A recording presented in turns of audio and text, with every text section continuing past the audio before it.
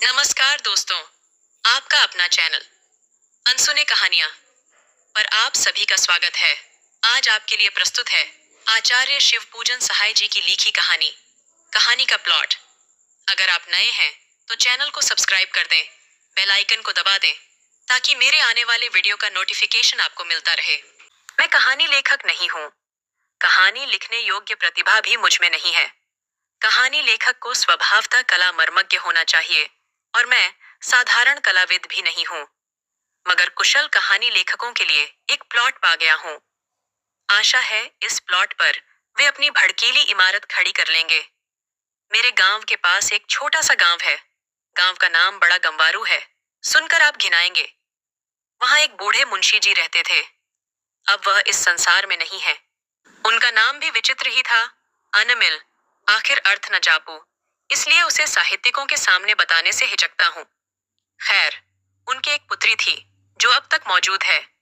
उसका नाम जाने दीजिए, सुनकर क्या कीजिएगा, मैं बताऊंगा भी नहीं। हाँ, चूंकि उसके संबंध की बातें बताने में कुछ सहूलियत होगी, इसलिए उसका एक कल्पित नाम रख लेना जरूरी है। मान लीजिए उसका नाम है भगजोगनी। देहात की घटना है, इसलिए देहाती नाम ही अच्छा होगा। खैर, पढ़िए। मुंशी जी के बड़े भाई पुलिस दरोगा थे उस जमाने में, जबकि अंग्रेजी जानने वालों की संख्या उतनी ही थी जितनी आज धर्मशास्त्रों के मर्म जानने वालों की है। इसलिए उर्दूदान लोग ही ऊंचे ओहदे पाते थे। दारोगा जी ने 8-10 पैसे का करीमा खालिंक बारी पढ़कर जितना रुपया कमाया था, उतना आज कॉलेज और अदालत की लाइब्रेरियां चाट कर वकील होने वाले भी नहीं कमाते। लेकिन दारोगा जी ने जो कुछ कमाया, अपनी जिंदगी में ही फूंक ताप डाला। उनके मरने के बाद सिर्फ उनकी एक घोड़ी बची थी, जो थी तो महज 7 रुपए की, मगर कान काटती थी तुर्की घोड़ों की। कमबख्त बारूद की पुड़ियां थी। बड़े बड़े अंग्रेज अफसर उस पर दांत गड़ाए रह गए, मगर दारोगा जी ने सबको निबुआ नोन चटा दिया। इसी घोड़ी की बदौलत उनकी तरक्की रह गई, लेकिन आखिरी दम तक वह अफसरों के घपले में न आए। हर तरफ से काबिल, मेहनती, ईमानदार, चालाक, दिलेर और मुस्तैद आदमी होते हुए भी वह दारोगा के दारोगा ही रह गए, सिर्फ उस घोड़ी की मोहब्बत में। मगर घोड़ी ने भी उनकी इस मोहब्बत का अच्छा नतीजा दिखाया। उनके मरने के बाद खूब धूमधाम से उनका श्राद्ध करा दिया। अगर कहीं घोड़ी को भी बेच खाए होते तो उनके नाम पर एक ब्राह्मण भी नहीं जीमता। एक गोरे अफसर के हाथ खासी रकम पर घोड़ी को ही बेचकर मुंशी जी अपने बड़े भाई से रणमुक्त हुए। दारोगा जी के जमाने में मुंशी जी ने भी खूब घी के दिए जलाए थे। गांजे में से बढ़िया इत्र मलकर पीते थे। चिलम कभी ठंडी नहीं होने पाती थी। 1 जून 32 बटेर और 14 चपातियां उड़ा जाते थे। नथुनी उतारने में तो दारोगा जी के भी बड़े भैया थे। हर साल एक नया जलसा हुआ ही करता था, मगर जब बहिया बह गई तब चारों ओर उजाड़ नजर आने लगा। दारोगा जी के मरते ही सारी अमीरी घुस गई। चिलम के साथ साथ चूल्हा चक्की भी ठंडी हो गई।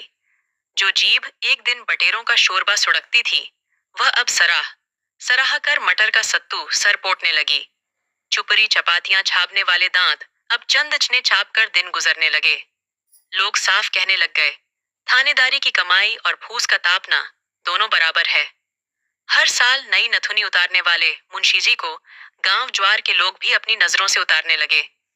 जो मुंशी जी चुल्लू चुल्लू भर इत्र लेकर अपनी पोशाकों में मला करते थे, उन्हीं को अब अपनी रूखी भूखी देह में लगाने के लिए चुल्लू भर कड़वा तेल मिलना भी मुहाल हो गया। शायद किस्मत की फटी चादर का कोई रफूगर नहीं है, लेकिन जरा किस्मत की दोहरी मार तो देखिए। दारोगा जी के जमाने में मुंशी जी के 4-5 लड़के हुए, पर सब के सब सुबह के चिराग हो गए। जब बेचारे की 5 उंगलियां घी में थीं, तब तो कोई खाने वाला न रहा, और जब दोनों टांगें दरिद्रता के दलदल में आ फंसी और ऊपर से बुढ़ापा भी कंधे दबाने लगा, तब कोड़ में खाज की तरह एक लड़की पैदा हो गई। और तारीफ यह कि मुंशी जी की बदकिस्मती भी दारोगा जी की घोड़ी से कुछ कम स्थावर नहीं थी। सच पूछिए तो इस तिलक दहेज के जमाने में लड़की पैदा करना ही बड़ी भारी मूर्खता है। मगर युग धर्म की क्या दवा है। इस युग में अबला ही प्रबला हो रही है। पुरुष दल को स्त्रीत्व खदेड़े जा रहा है। बेचारे मुंशी जी का क्या दोष। जब घी और गरम मसाले उड़ाते थे, तब तो हमेशा लड़का ही पैदा करते रहे, मगर अब मटर के सत्तू पर बेचारे कहाँ से लड़का निकाल लाए। सचमुच अमीरी की कब्र पर पनपी हुई गरीबी बड़ी जहरीली होती है। भगजोगनी चूंकि मुंशी जी की गरीबी में पैदा हुई और जन्मते ही माँ के दूध से वंचित होकर टूअर कहलाने लगी, इसलिए अभागिन तो थी, इसमें शक नहीं, पर सुंदरता में वह अंधेरे घर का दीपक थी। आज तक वैसी सुगराई लड़की किसी ने कभी कहीं देखी न थी। अभाग्यवश मैंने उसे देखा था। जिस दिन पहले पहल उसे देखा वह करीब 11-12 वर्ष की थी, पर एक ओर उसकी अनोखी सुगराई और दूसरी ओर उसकी दर्दनाक गरीबी देखकर सच कहता हूँ कलेजा कांप गया। यदि कोई भावुक कहानी लेखक या सहृदय कवि उसे देख लेता तो उसकी लेखनी से अनायास करुणा की धारा फूट निकलती, मगर मेरी लेखनी में इतना जोर नहीं है कि उसकी गरीबी के भयावने चित्र को मेरे हृदय पट से उतारकर सरोज के इस कोमल दल पर रख सके। और सच्ची घटना होने के कारण केवल प्रभावशाली बनाने के लिए मुझसे भड़कीली भाषा में लिखते भी नहीं बनता। भाषा में गरीबी को ठीक ठीक चित्रित करने की शक्ति नहीं होती, भले ही वह राजमहलों की ऐश्वर्य लीला और विलास वैभव के वर्णन करने में समर्थ हो।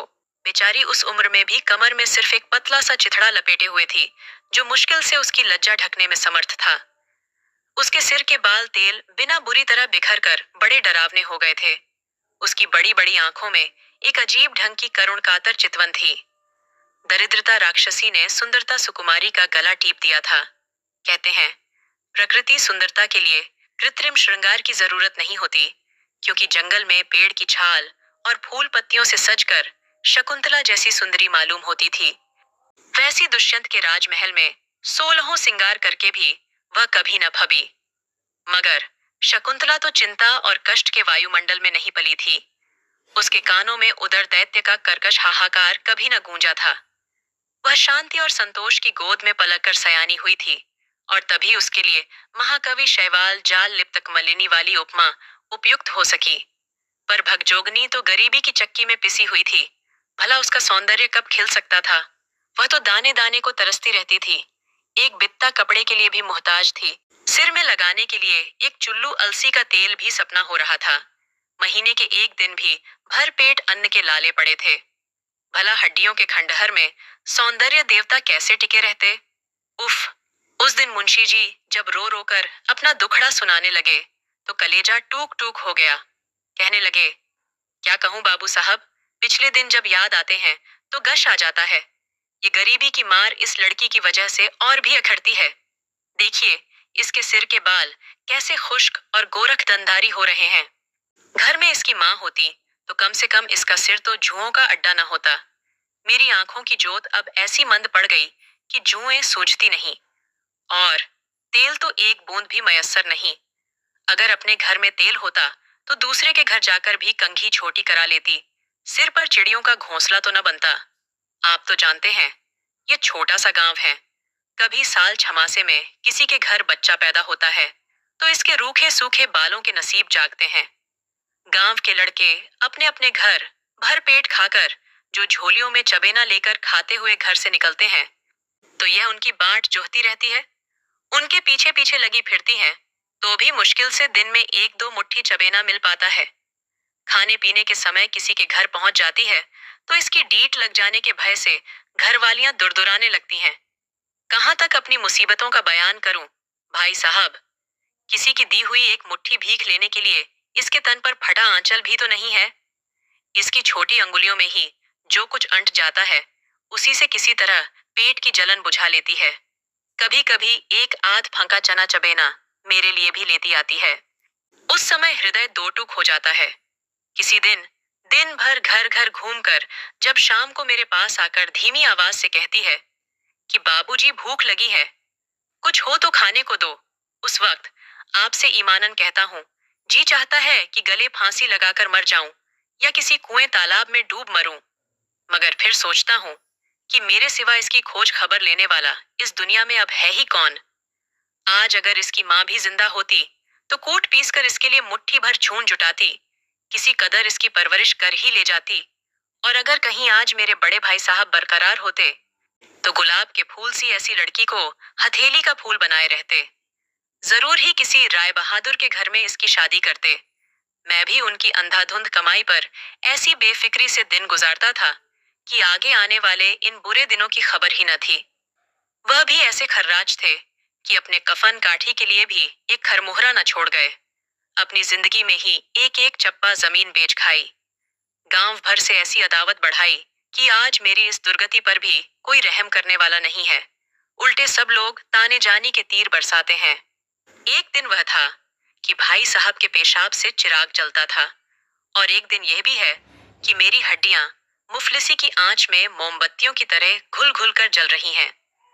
इस लड़की के लिए आसपास के सभी जवारी भाइयों के यहाँ मैंने 50 फेरे लगाए, दांत दिखाए, हाथ जोड़कर विनती की, पैरों पड़ा, यहाँ तक बेहया होकर कह डाला कि बड़े बड़े वकीलों, डिप्टियों और जमींदारों की चुनी चुनाई लड़कियों में मेरी लड़की को खड़ी करके देख लीजिए कि सबसे सुंदर जंचती है या नहीं। अगर इसके जोड़ की एक भी लड़की कहीं निकल आए तो इससे अपने लड़के की शादी मत कीजिए। मगर मेरे लाख गिड़गिड़ाने पर भी किसी भाई का दिल न पिघला। कोई यह कहकर टाल देता कि लड़के की माँ ऐसे घराने में शादी करने से इनकार करती हैं जिसमें न सास है, न साला और न बारात की खातिरदारी करने की हैसियत। कोई कहता कि गरीब घर की लड़की चटोर और कंजूस होती है, हमारा खानदान बिगड़ जाएगा। ज्यादातर लोग यही कहते मिले कि हमारे लड़के को इतना तिलक दहेज मिल रहा है तो भी हम शादी नहीं कर रहे हैं, फिर बिना तिलक दहेज के तो बात भी नहीं करना चाहते। इसी तरह जितने मुंह उतनी ही बातें सुनने में आईं। दिनों का फेर ऐसा है कि जिसका मुंह न देखना चाहिए उसका भी पिछाड़ देखना पड़ा। महज मामूली हैसियत वालों को भी 500 और 1000 तिलक दहेज फरमाते देखकर जी कुड़ जाता है, गुस्सा चढ़ आता है। मगर गरीबी ने तो ऐसा पंख तोड़ दिया है कि तड़फड़ा भी नहीं सकता। साले हिंदू समाज के कायदे भी अजीब ढंग के हैं। जो लोग मोल भाव करके लड़के की बिक्री करते हैं वे भले आदमी समझे जाते हैं, और कोई गरीब बेचारा उसी तरह मोल भाव करके लड़की को बेचता है तो वह कमीना कहा जाता है। मैं अगर आज इसे बेचना चाहता तो इतनी काफी रकम ऐंठ सकता था कि कम से कम मेरी जिंदगी तो जरूर ही आराम से कट जाती। लेकिन जीते जी हरगिज एक मक्खी भी ना लूंगा, चाहे यह क्वानरी रहे या सयानी होकर मेरा नाम हंसाए।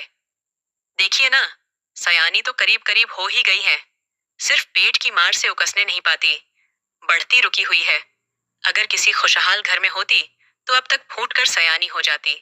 बदन भरने से ही खूबसूरती पर भी रोगन चढ़ता है, और बेटी की बांट बेटे से जल्दी होती है। अब अधिक क्या कहूँ बाबू साहब, अपनी ही करनी का नतीजा भोग रहा हूँ। मोतियाबिंद, गठिया और दमा ने निकम्मा कर दिया है। अब मेरे पछतावे के आंसुओं में भी ईश्वर को पिघलाने का दम नहीं है। अगर सच पूछिए तो इस वक्त सिर्फ एक ही उम्मीद पर जान अटकी हुई है। एक साहब ने बहुत कहने सुनने से इसके साथ शादी करने के वादा किया है कि गांव के खोटे लोग उन्हें भी भड़काते हैं या मेरी झांझरी नया को पार लगाने देते हैं। लड़के की उम्र कुछ कड़ी जरूर है, 41-42 साल की, मगर अब इसके सिवा कोई चारा भी नहीं है। छाती पर पत्थर रखकर अपनी इस राज कोकिला को। इसके बाद मुंशी जी का गल रुंध गया, बहुत बिलक कर रो उठे और भगजोगनी को अपनी गोद में बैठाकर फूट फूट कर रोने लग गए। अनेक प्रयत्न करके भी मैं किसी प्रकार उनको आश्वासन न दे सका। जिसके पीछे हाथ धोकर वाम विधाता पड़ जाता है उसे तसल्ली देना ठट्ठा नहीं है। मुंशी जी की दास्तान सुनने के बाद मैंने अपने कई कुंवारे मित्रों से अनुरोध किया कि उस अलौकिक रूपवती दरिद्र कन्या से विवाह करके एक निर्धन भाई का उद्धार और अपने जीवन को सफल करें। मगर सब ने मेरी बात अनसुनी कर दी। ऐसे ऐसे लोगों ने भी आनाकानी की जो समाज सुधार संबंधी विषयों पर बड़े शान गुमान से लेखनी चलाते हैं। यहाँ तक कि प्रौढ़ावस्था के रंडुए मित्र भी राजी न हुए। आखिर वही महाशय डोला काढ़कर भगजोगिनी को अपने घर ले गए और वहीं शादी की। कुल रस्में पूरी करके मुंशी जी को चिंता के दलदल से उबारा। बेचारे मुंशी जी की छाती से पत्थर का बोझ तो उतरा, मगर घर में कोई पानी देने वाला भी न रह गया। बुढ़ापे की लकड़ी जाती रही, देह लच गई। साल पूरा होते होते अचानक टन बोल गए। गांव वालों ने गले में घड़ा बांधकर नदी डुबा दिया। भगजोगनी जीती है। आज वह पूर्ण युवती है। उसका शरीर भरा पूरा और फूला फला है। उसका सौंदर्य उसके वर्तमान नवयुवक पति का स्वर्गीय धन है। उसका पहला पति इस संसार में नहीं है, दूसरा पति है उसका सौतेला बेटा।